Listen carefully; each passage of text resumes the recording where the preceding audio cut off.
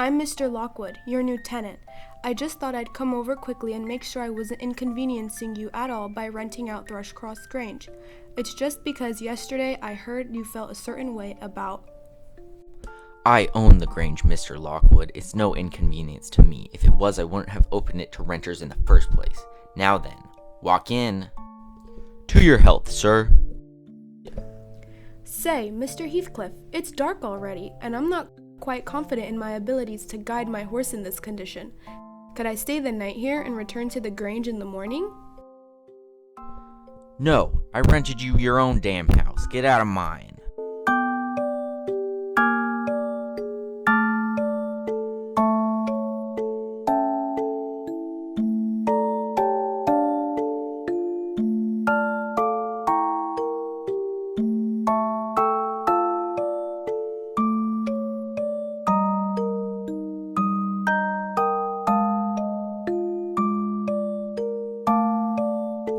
Let me in. Let me in. Who are you? Catherine Linton. I've come home. I lost my way on the path back from the moor. Be gone! I'll never let you in, not even if you beg for 20 years. Whatever is the matter, Mr. Lockwood? This house is haunted by spirits. Please, find me any other room. Go at once. You weren't supposed to be in this room anyways. What spirit do you speak of? That ghostly lady, Catherine Linton, I think she said her name was. I can barely keep her from getting through the window. Catherine? Leave this instant, Mr. Lockwood. Find another room. It matters not to me which one. Just leave me now. Please, Catherine. I beg. Come back. Come back, I'll let you in. Oh, do come, my darling, please.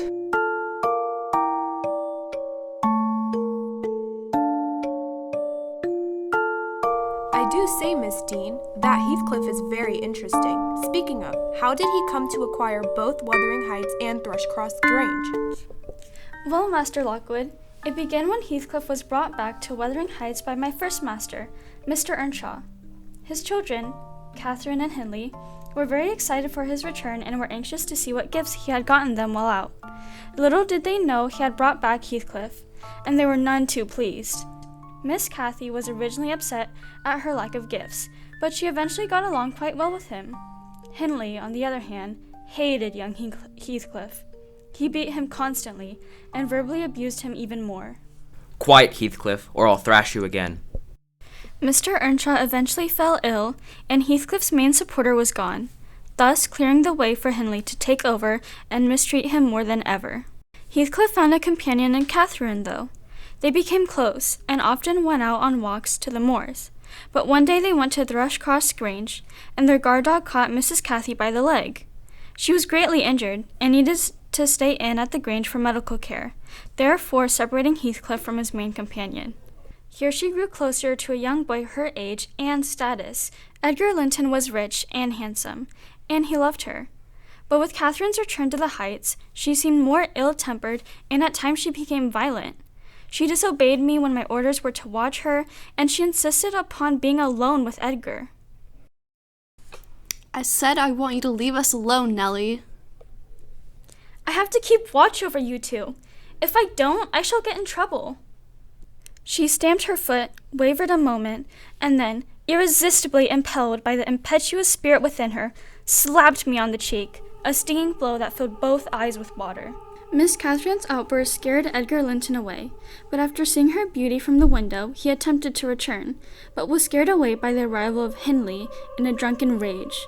I tried to hide baby Hareton to shield him from his father's rage, but the drunken Hindley quickly found us. Where's that brat? Bring him here. Mr. Hindley, please calm yourself. You'll frighten the child. Give him to me. He's mine, and I'll have him, you bitch.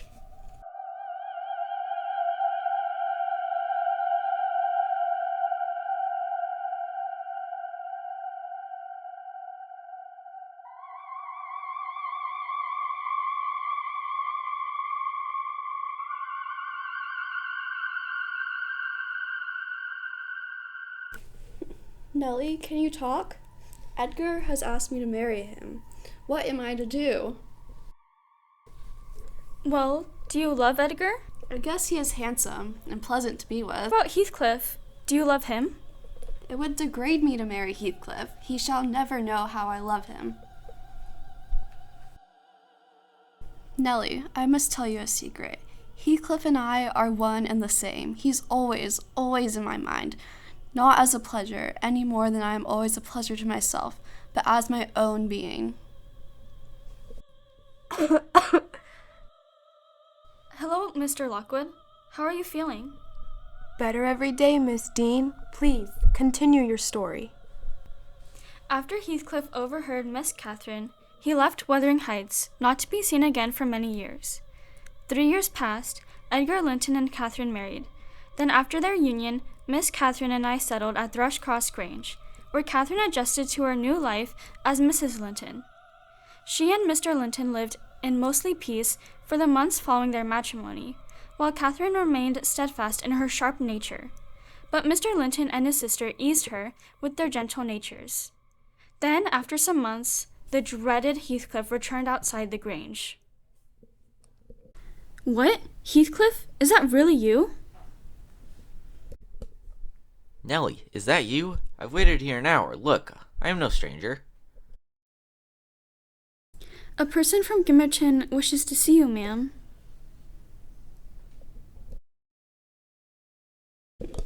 Edgar, Heathcliff's come back. Well, there's no need to be so frantic. I know that you don't like him, but you must try for my sake.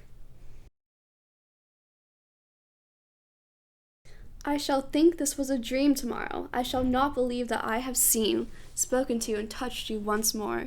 And yet, cruel Heathcliff, you don't deserve this welcome after being absent and silent for 3 years while never thinking of me. I heard of your marriage, and I have long thought about seeing you again.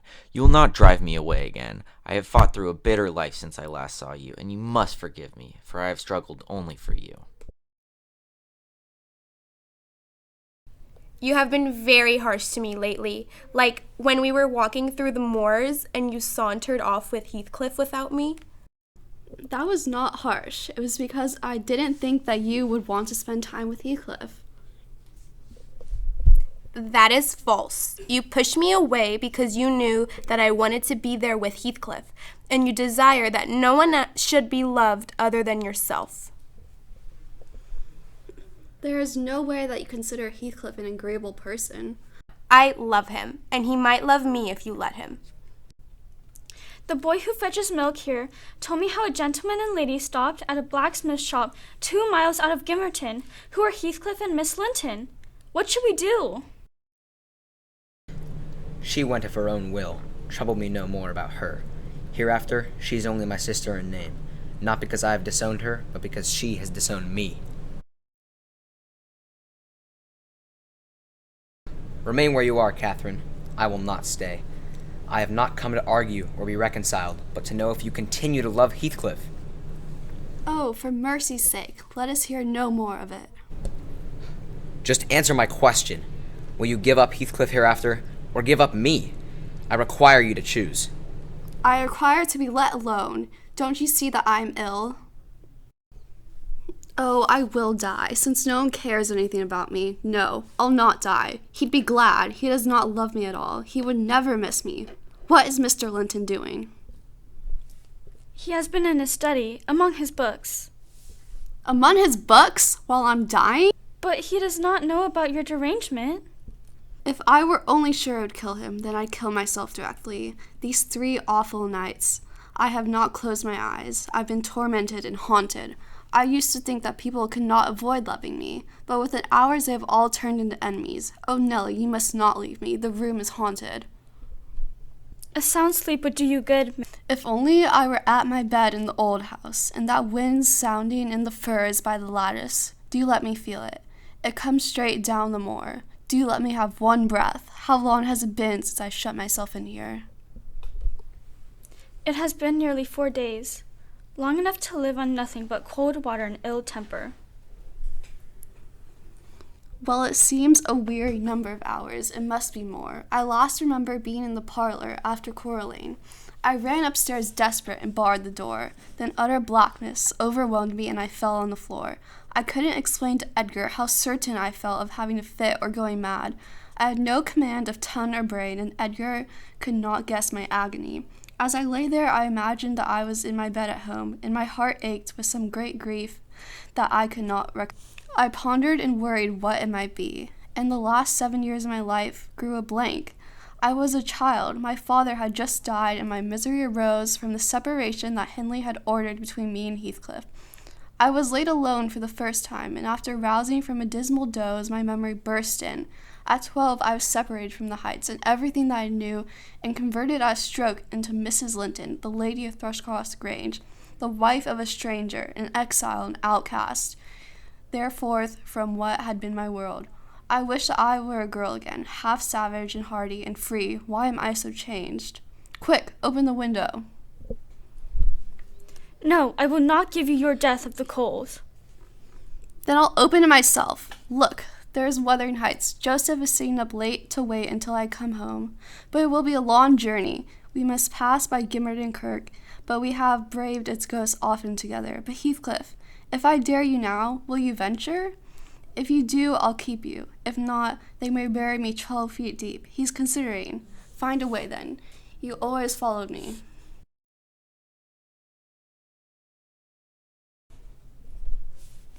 Oh, sir, my poor mistress is ill. I cannot manage her. You must help. You shall be punished for keeping me ignorant of this. I desire no further advice from you. You knew of your mistress's nature, and you gave me no such a hint. Months of sickness could not cause such a change. She's been fretting here, but wouldn't admit of her illness until this evening.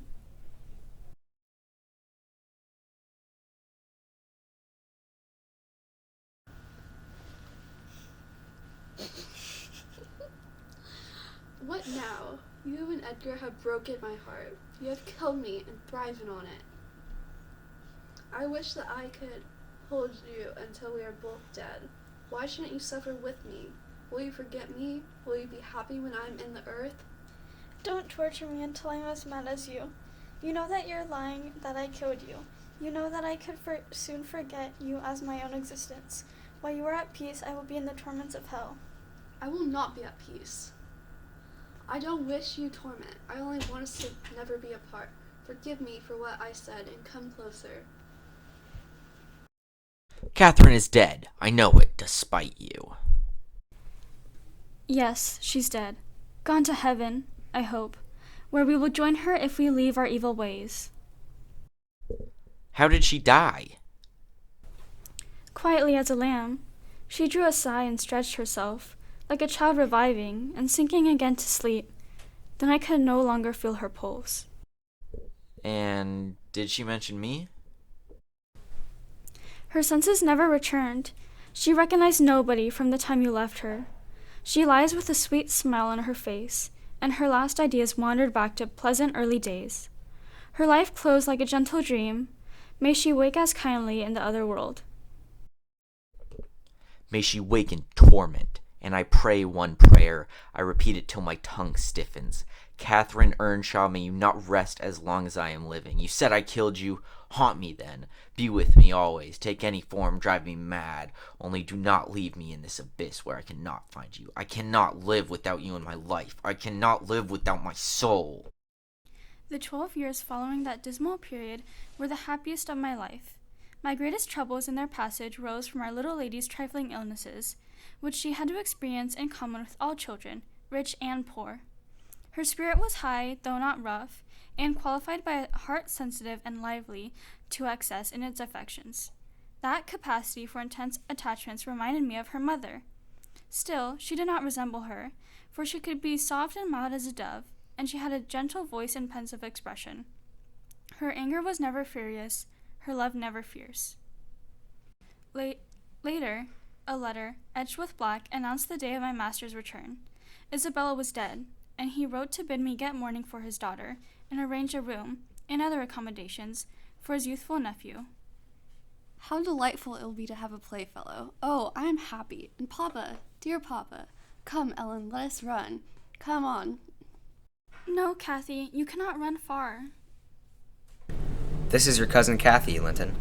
Try to be cheerful now. The traveling is at an end, and you have nothing to do but rest and amuse yourself as you please.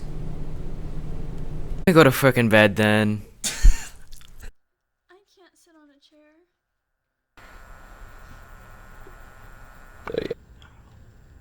Oh, Mr. Lockwood, you need to leave for a medical emergency? Well, in that case, let me just summarize the rest of what happens. After Linton met his cousin, Kathy, he immediately got snatched by his greedy father in a ploy to get Kathy's wealth. He wanted them to marry so that when Edgar died, Linton would get all of his wealth. And when Linton died, he would get all of it. All of this just to get back at the love of his life not picking him. And his plan worked very well. All of it happened, but he still wasn't satisfied. He still had lost the love of his life, so in order to be with her eternally, he let himself die in the same fashion as her, from an open window on a rainy day. And now, that's why sometimes, if you look very closely, you'll see two mischievous ghosts roaming the range. What about the heights, though, you ask? Well, after some initial hostility, after her forced husband died, Kathy eventually came around to her other cousin, Hareton. Although when they first met, he was a bit of a dunce, with some help from her, he eventually became quite the academic, and they all lived happily ever after, except for Joseph.